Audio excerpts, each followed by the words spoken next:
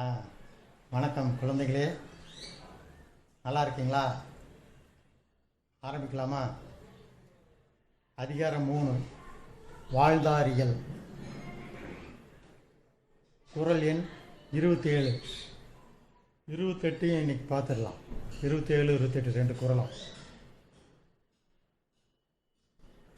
27வது குறள், 3வது அதிகாரம்.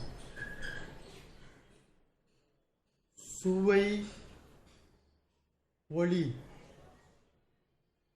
ஊறு ஓசை நாற்றம் என்று ஐந்தின் எது? சுவை, ஒளி, ஊறு, ஓசை, நாற்றம். ஐந்தின் வகை தெரிவான் கட்டே உலகு. மனிதர்கள் சிறப்பான அவர்களுடைய வாழ்க்கை முறை, உடல் நலம் சிறப்பாக இருக்கணும்னா, ஒரு தனிப்பட்ட மனிதனுடைய வாழ்க்கை உடல் நலம், அவனுடைய ஆரோக்கியம் சொல்கிறாங்க இல்லையா, அது சிறப்பாக இருக்கணும்னா ஆட்சியாளர்கள் இந்த 5 வகையான உணர்வுகளையும் மக்களிடத்தில் நடைமுறையில் இருக்கும்படி கண்காணிப்பு செய்திட வேண்டும். சுவை, இந்த நாக்கில் சுவை காட்டலைன்னா, சுவை உணர்ச்சி இல்லைன்னா கொரோனான்னு இப்போ சொன்னாங்க இல்லையா, அதே மாதிரி ஒளி வெளிச்சம், நமக்கு வேண்டிய அந்த பார்வை, போன குறளில் கூட பார்த்தீங்க இல்லையா, பார்வை, கேட்டல், நுகர்தல், வெளி நாற்றம் இல்லையா, அந்த மாதிரி போனதுலேயும் கண்டல், கேட்டல், நுகர்தல், தீண்டல், சிந்தனை ஆகிய தீமை தரும் ஐம்புலன்களையும் ஒழித்து வாழ்பவன் சூரியனுக்கு இயக்கத்திற்கு ஒப்பாவான் என்று நாம் பார்த்தோம் இல்லையா. அதே போலதான் இந்த மனிதனுடைய வாழ்க்கையில் சுவைத்தன்மை, சுவையறியும் தன்மை, ஒளி, அவனுடைய பார்க்கும் திறன், ஊறு, உடலுக்கு கேடு விளைவிக்காத சூழல், ஓசை, நாற்றம்னா நறுமணம், இப்படி முகர்ந்தால் என்ன மனம் என்பதை அறியக்கூடிய நுண் உணர்வு அவனிடத்தில் இருந்தால் அவன் வாழ்க்கை நலமாக இருக்கிறது என்று பொருள். ஒருத்தர் காய்ச்சலாக படுத்துட்டாங்கன்னா அவங்களுக்கு சுவை அறியக்கூடிய அந்த நரம்பு மண்டலம் பாதிச்சிருக்கும், சுவை தெரியாது. அந்த மனத்தை நுகரக்கூடிய என்ன மனம், வீட்டில் அருமையாக மீன் குழம்பு வச்சுருப்பாங்க, ஆனால் இவனுக்கு என்ன மனம்னே தெரியாது. சாப்பாடு போட்டு வச்சாலும் அது கசக்கத்தான் செய்யும், சாப்பிடவும் தெரியாது, அந்த மனமும் உணர முடியாது இல்லையா. அதுபோல் இந்த உணர்வு புலன்கள் மனிதனுக்கு சிறப்பாக இருக்க வேண்டும். எது சுவை, ஒளி, ஊறு, ஓசை, நாற்றம் என்று 5 வகை தெரிவான் கண்டே உலகு. இந்த 5 நிலைப்பாட்டையும் அறிந்து அதன்படி வாழ்கின்றவன் தான் இந்த உலக வாழ்க்கை அவனிடத்தில் ஒப்பு கொடுக்கப்படுகிறது. இந்த உலக வாழ்க்கை அவனிடத்தில் சிறப்பாக அமைகிறது. எல்லாரும் தான் இங்கே வாழ்ந்து கொண்டிருக்கிறார்கள். ஆனால் நலமான வாழ்க்கை வாழ்கிற ஒரு மனிதனிடத்தில் சுவையறியும் தன்மை, ஒளி, சிறப்பான ஒளி இருக்க வேண்டும், பார்வை திறன், ஊறு, உடலுக்கு கேடு விளைவிக்கக்கூடிய கிருமிகளற்ற உடல் நலமாக இருக்க வேண்டும், ஓசை, நாற்றம், என்று ஐந்தின் வகை தெரிவான் கண்டே உலகு. இந்த ஐம்புலன்களையும் இந்த 5 உணர்வுகளையும் சிறப்பாக உடல் பெற்றிருக்குமேயானால் அவன் உடல் நலமா உள்ளவனாக இருப்பான். அப்படி அவனை உடல் நலத்தோடு ஒரு குடிமகனை உடல் நலத்தோடு வைத்திருக்க வேண்டிய கடமை அரசுக்கு உண்டு. இந்த உலக வாழ்வியலில் மனிதன் 5 வகை உணர்வுகளுக்கு சிறப்பாக அவனுடைய உடல் நலம் ஒத்துப்போவதாக இருக்க வேண்டும். ஒரு பக்கம் டாஸ்மாக் கடை, ஒரு பக்கம் கும்பமேளாவில் போனாங்கன்னா ஒரே தண்ணி, அதில் லட்சம் பேர் தண்ணியில் இறங்குறாங்க. அதுலேயே எல்லாமே நின்ன மேனிக்கே கழிச்சிடுறாங்க.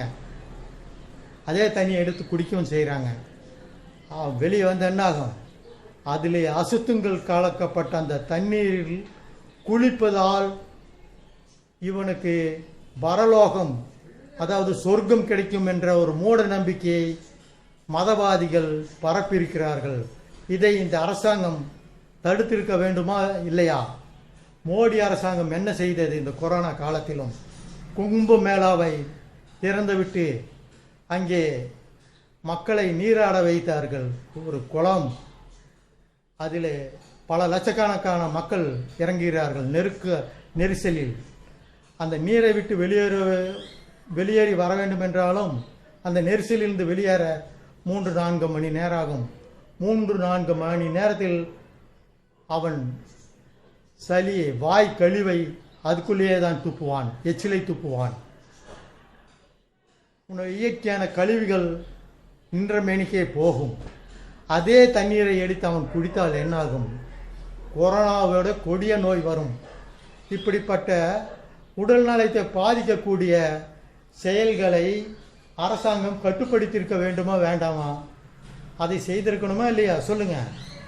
அந்த குளம் அதுலேயே அசிங்கமாக இருக்குது, அதுலேயே போய் குளிச்சுட்டு வந்தால் கடவுள் அருள் புரிவார். எந்த கடவுளையா அருள் புரிவார்?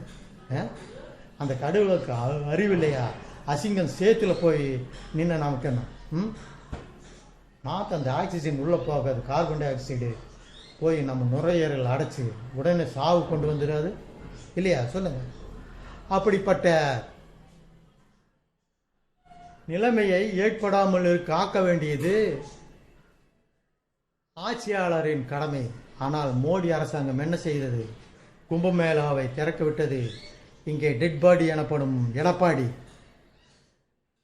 டாஸ்மாக் மதுக்கடைகளை திறந்து விட்டது. எங்கெங்கே நோய் தொற்றுகள் அதிகமாக இருக்குமோ அதனை திறந்து மக்களை அங்கே புழங்க செய்தார்கள். மக்களுடைய வாழ்வில் இந்த அரசாங்கம் கவனம் செலுத்தவில்லை. அதனால்தான் இன்றைக்கு டெல்லியை பார்த்தால் பிணங்கள் வந்து கொண்டே இருக்கிறது. தெருவில் மாங்காய் செதறி கிடக்கிற மாதிரி இருக்காமா டெல்லியில் பிண குவிகள். 24 மணி நேரமும் பிணங்கள் எரிஞ்சிட்டே இருக்கு.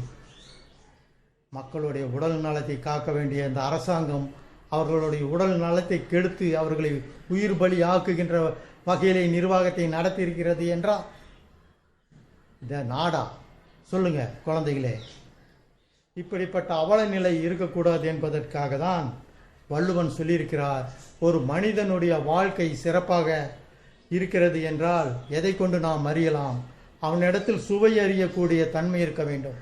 அவனுடைய பார்வை ஒளி சிறப்பாக இருக்க வேண்டும். உடலில் கிருமிகள் நோய் எதிர்ப்பு ஆற்றல் மிக்கதாக இருக்க வேண்டும். அவனுடைய உடலை விளைவிக்கக்கூடிய கிருமிகள் தாக்கா வண்ணம் நோய் எதிர்ப்பு ஆற்றல் கொண்டதாக இருக்க வேண்டும். கேட்கும் திறன் சிறப்பாக இருக்க வேண்டும். அப்போதான் நரம்பு மண்டலம் நன்றாக இருக்கிறது. நாற்றம், நுகரும் சக்தி. இது மல்லிகைப்பூ, இது மீன் குழம்பு, இது கோழி வறுவல் பார்க்காமலே சொல்லிடலாம் மனத்தை நுகர்ந்து இல்லையா?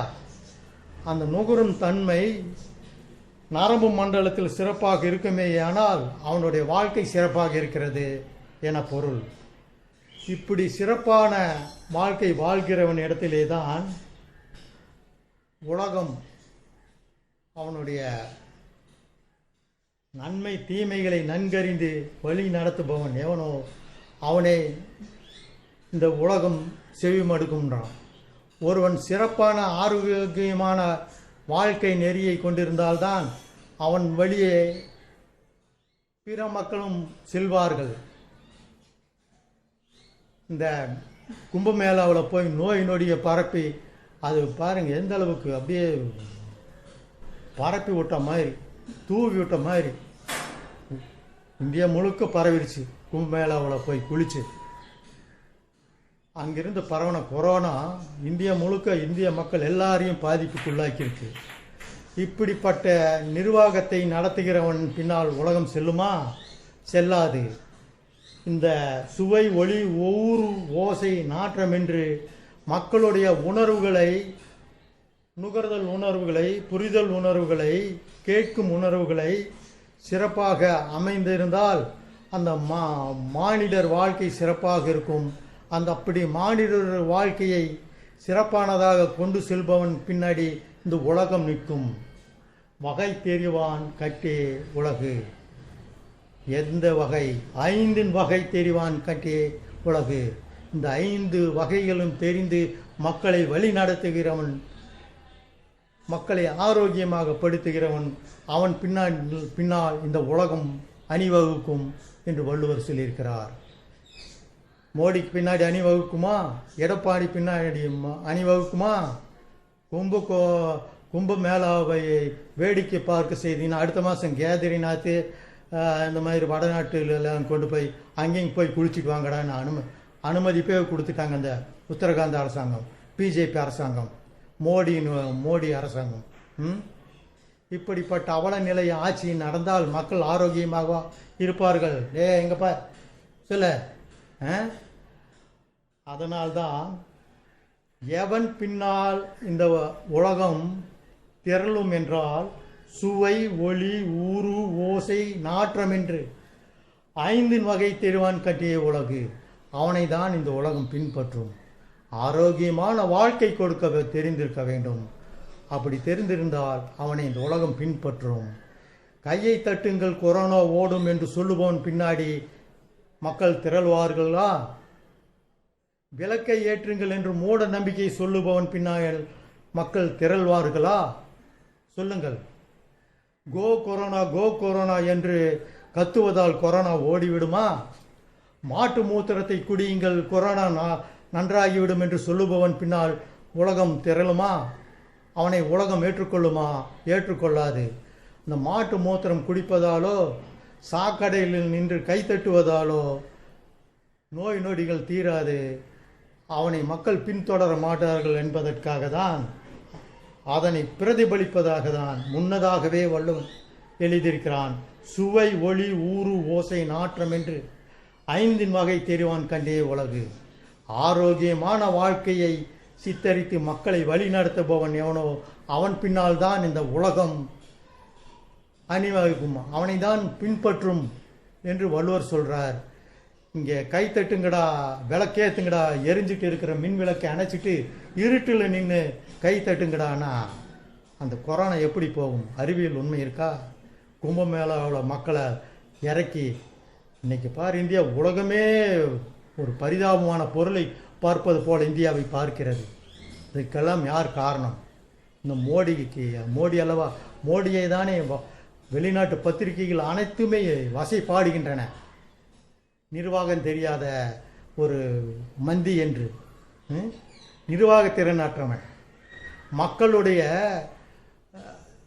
அடிப்படை வாழ்க்கையை புரிந்து கொள்ளாதவன் அவன். இந்த சிக்கலிலும் திருச்செந்தூர் கோயிலில் பாருங்க, இந்தியில் எழுதி வச்சிருக்கான். முருகன், திருச்செந்தூர் முருகன் கோயில் தமிழ்நாட்டில் இருக்கு. அங்கே தமிழ் மொழியில் தான் அந்த கோயில் பேர் இருக்கும். என்னமோ எக்கோலை எவனோ கெட்டு போகட்டும், இந்த கொரோனாவால் மக்கள் அழிந்தால் அழுகிட்டோம் என்ற எண்ணம் கொண்ட இந்த சங்கிகள் என்ன செய்திருக்கிறார்கள் என்றால், திருச்செந்தூர் கோயிலுக்கே போய் இந்தியில் முருகனுடைய பெயரை இந்தியில் எழுதி வைத்திருக்கிறார்கள். இது அவசியமா? இப்போது கொரோனாவிலிருந்து நாட்டை மீட்க வேண்டும் என்ற எண்ணம் இந்த ஆட்சியாளர்களுக்கு இருக்க வேண்டுமா இல்லையா? இந்த சங்கிகளுக்கு இருக்க வேண்டுமா இல்லையா? சங்கிகளுக்கு இருக்காது. அவர்கள் நாட்டை குட்டிச்சுவராக்குவதற்காக, நாட்டு மக்களை நசுக்கி பாழ்படுத்துவதற்காக செயல்படுகிறவர்கள் இந்த சங்கிகள். இவர்களிடத்தில் நாம் நன்மையை எதிர்பார்க்க முடியாது இல்லையா? சரி, நாம் 28வது குறளுக்கு போகலாம். தம்பி இங்கே பார், குறள் எண் 28. நிறைமொழி மாந்தர் பெருமை. நிறைமொழி மாந்தர் பெருமை நிலத்து மறைமொழி காட்டிவிடும். ஒருவன் நல்லவனா இல்லையா என்பதுன்னா, ஆஹா அருமையான ஆளி அவன், அவனை பற்றி புகழ்ந்தா புகழும்படி வாழணும். அவன் நல்லவனா இல்லையான்னு யார் சொல்லுவாங்க தெரியுமா? அவன் இறந்த பிறகும் அவனுடைய செயலால், அவன் ஆற்றிய செயலை கொண்டு நிலத்து மறைமொழி காட்டிவிடும்.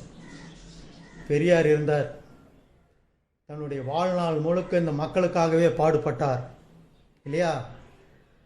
சமநோக்கில் பார்ப்பான் நெற்றியில் பிறந்தவன் என்றும் அரசாங்க வேலைகள் அனைத்தையும் அவனே அனுபவிக்க வேண்டும் என்ற மனு தர்மத்தை கை காட்டி பார்ப்பானர்கள், சங்கிகள் 97% மக்கள், நம்ம மாதிரி ஏழைகள் மக்களை எல்லாம், நம்ம மாதிரி கூலி மக்களை எல்லாம் அடிமையாக வச்சுட்டு பார்ப்பானர்கள் என்ன செய்தார்கள்னா, அரசாங்க வேலையெல்லாம் அவங்களே எடுத்தாங்க. நம்ம மக்களுக்கு படிப்பறிவு கொடுக்கல. படித்தா எங்கே முன்னுக்கு வந்து நம்மளை பின்னுக்கு தள்ளிடுவானோன்ட்டு நம்மளை எல்லாம் படிக்கக்கூடாது சொன்னாங்க. இன்றைக்கி நீங்கள் உட்காந்து படிச்சுட்டு இருக்கீங்க, உங்கள் அப்பாவுக்கு அப்பா படிக்கலை, கை நாட்டு வைக்கக்கூட அவங்களுக்கு தெரியாது. இப்படி கை கட்டி நின்னாங்க, செருப்பு போட்டுட்டு போக முடியாது. பாப்பானாருங்க வந்தானுங்கன்னா செருப்பை கழட்டி இடுப்பில் வச்சுட்டு, தலை முண்டாசில் இருந்த துண்டு எடுத்து இடுப்பில் கட்டிட்டு போகணும். அப்படிப்பட்ட ஒரு இழிநிலையை தகர்த்தெறிந்தவர் பெரியார். பெரியார் மறைஞ்சிட்டார். இன்றைக்கும் நாம் அனுபவிச்சுட்டு இருக்கோம். தலை நிமிர்ந்து வாழ்கிறோம். பார்ப்பானை பார்த்துட்டு நாம் பயப்படுறதில்ல, தலை வணங்குறதில்ல, கும்பிடுறன் சாமின்னு சொல்கிறதில்ல. நீயும் மனுஷன் நானும் மனுஷன், போட உனக்கேண்ட நாங்கள் தலை வணங்கணும் என்று சொல்லி நாம் சரிசமமாக செல்கிறோம். இதற்கு காரணம் யார்? பெரியார். பெண்கள் அப்போல்லாம் பார், உனக்கு என்னடா வயசாச்சு? 10 வயசு. இந்த 10 வயசு 11 வயசாக இருக்கும்போது பெண் குழந்தைகளுக்கு அப்போ பெரியார் காலத்தில் இந்த பாப்பானுங்க என்ன செய்வானுங்கன்னா, கல்யாணம் செஞ்சு கொடுத்துருவாங்க. 13 வயசு பொண்ணு கல்யாண வாழ்க்கைக்கு போய் அதுக்கு என்ன எதுன்னே தெரியாது, விளையாடுற குழந்த, மிட்டாய் வாங்கி சாப்பிட்ற குழந்த. யாராவது வீட்டுக்கு யாராவது வந்தால் ஏதாவது சாப்பிட்ற பொருள் வாங்கிட்டு வருவாங்களான்னு எதிர்பார்க்குற குழந்த. அந்த குழந்தை கல்யாணம் செஞ்சு வச்சு அந்த குழந்தையோட கணவன், அவனுக்கு 13-14 வயசு இருக்கும், 10 வயசுலேருந்து 13 வயசுக்குள்ளே, அவன் ஏதோ விளையாட போகும்போது கீழே விழுந்து செத்துட்டான். நாய் ஓடுது, நாய் அடிக்க போய் அந்த நாயை கடித்து செத்துட்டான்னு வைங்க. இந்த பெண்ணை, அந்த பச்சை குழந்தையை, அந்த பெண் குழந்தை என்ன செய்தார்கள் தெரியுமா?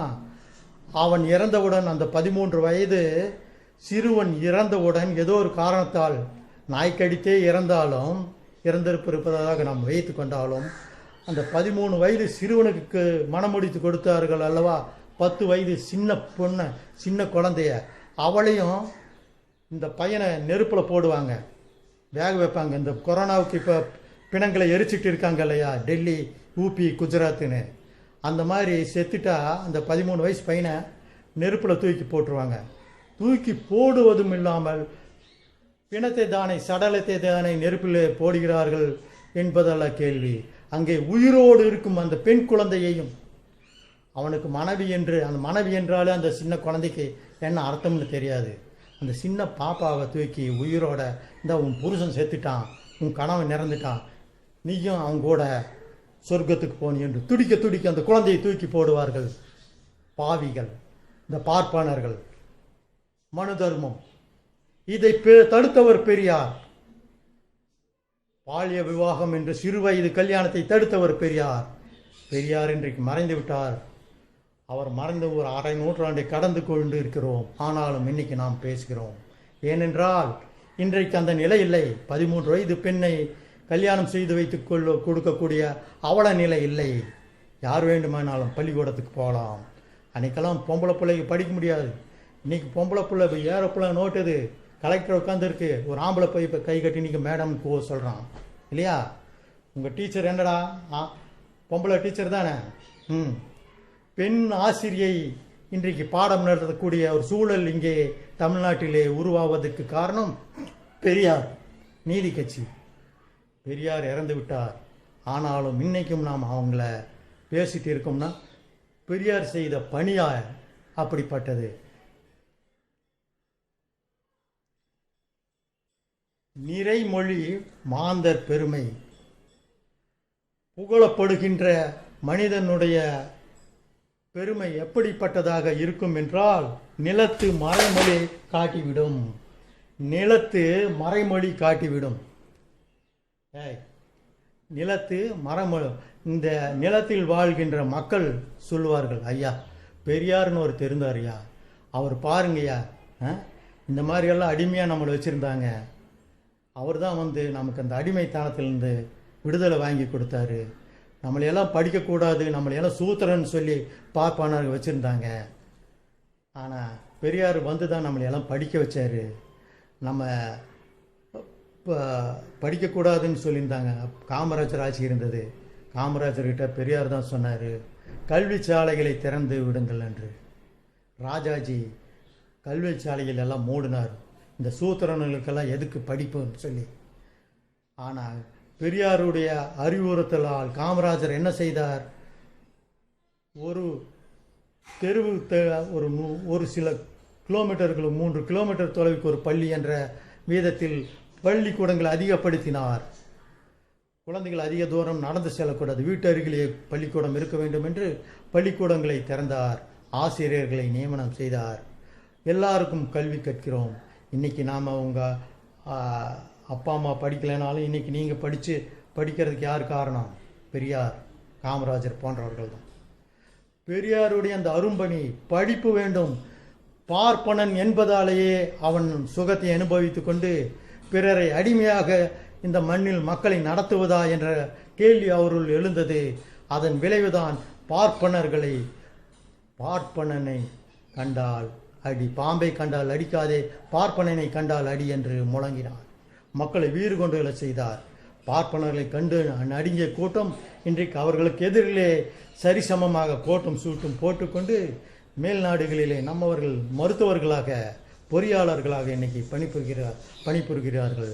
அந்த காலத்தில் பார்ப்பனர்கள் தான் ஆசிரியர்களாக இருப்பார்கள். இப்போ உனக்கெல்லாம் பாடம் நடத்துறது யார்? நம்ம மாதிரி எல்லாம் ஒரு ஏழ்மை நிலையிலிருந்து வந்த ஆசிரியர்கள் தான் பாடம் நடத்துகிறாங்க இல்லையா? அதுபோல் இந்த நிலைக்கெல்லாம் யார் காரணம்? அந்த காலத்தில் ரோட்டில் நடக்கூடாது, நல்லா இருந்ததப்பா, அதையெல்லாம் உடைச்சான் ஒருத்தன்.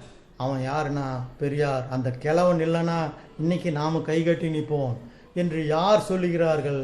இந்த நிலம் சொல்லுகிறது. ஏன் சொல்லுகிறது என்றால் பெரியார் செய்த பணி அப்படிப்பட்ட பணி. இந்த நிலத்தின் மறைமொழி, இந்த நிலத்தில் பேசுகிற தமிழ்நாட்டில் எங்கே போனாலும் சொல்லுவாங்க, பெரியார் இல்லைன்னா நமக்கு ஒரு சமாதானம் கிடைச்சிருக்காது, பெண்களுக்கு சொத்துரிமை கிடைச்சிருக்காது, பெண்களுக்கு கல்வி உரிமை கிடைச்சிருக்காது, பெண்களுக்கு கட்டாய கல்வி வேண்டும் என்று சொன்னவர் பெரியார். ஆனால் பார்ப்பனர்கள் என்ன சொன்னார்கள்? பெண்கள் படிக்கக்கூடாது, அவர்கள் அடிப்படையில் தான் இருக்க வேண்டும், குழந்தை பெற்றுக்கொள்வது தான் அவர்களுடைய வேலை, கணவனை இன்பமாக, கணவனிடத்தில் சந்தோஷமாக இருப்பது தான் அவர்களுடைய வேலை என்று சொன்னார். ஆனால் அதை உடைத்தார் இந்த பெரியார். பெண்களுக்கு கல்வி கட்டாயம் என்று சொன்னார். இன்றைக்கி நாம் சொல்கிறோமில்ல, இன்றைக்கி நம்மளாம் படிச்சுட்டு இருக்கோமில்ல, நம்ம அக்கா தங்கச்சி எல்லாம் படிக்கிறாங்க இல்லையா? அந்த பொம்பளை பிள்ளைங்க படிக்கிறதுக்கு என்ன காரணம்? பெரியார். இன்றைக்கி நாம் பேசுகிறோம், எங்கள் அக்கா MBA படிச்சிருக்காங்க, என் பொண்ணு இன்ஜினியராக இருக்கா, பேசுறதுக்கு யார்? பெரியார் சொன்ன அந்த வழியை, பெரியார் காட்டிய வழியால் பெண் குழந்தைகளுக்கும் கல்வி கிடைத்தது. பெண் குழந்தைகளுக்கு பால்ய விவாகம் என்ற சிறு வயது கல்யாணத்தை தடுத்து நிறுத்தினார் இல்லையா? சீர்திருத்தங்களை செய்தார். பெரியார்னா கடவுள் இல்லைன்னு அவர் உண்மைதானே சொன்னார். எங்கே கடவுள் இருக்குது? இந்த கொரோனா வந்து இப்படி ஆட்டுது. எந்த கடவுளாவது வந்து அந்த கொரோனாவோட மயிரை பிடுங்கியிருக்கா சொல்லுங்கள்? எந்த கடவுளும் பிடுங்கல. ஏன்னா அப்படி கடவுள் இல்லை. அதான் தெளிவாக சொன்னார். கடவுள் இல்லை, கல்ல போய் கும்பிடாதீங்கடா, உன்னை நீயே அறிவாய். நான் சொல்கிறது உண்மையாக பொய்யான்றதை நீ கேள்வி கேட்டு அதுலேருந்து விடை எடுத்துக்க. போய் கடவுளை கல்லை கும்பிட்டுட்டு இருக்காத. சொன்னாரா இல்லையா? சொன்னார் இல்லையா? அவர் தெளிவாக தெளிவுபடுத்தினார். இன்றைக்கு நிறைமொழி மாந்தர் பெருமையோடு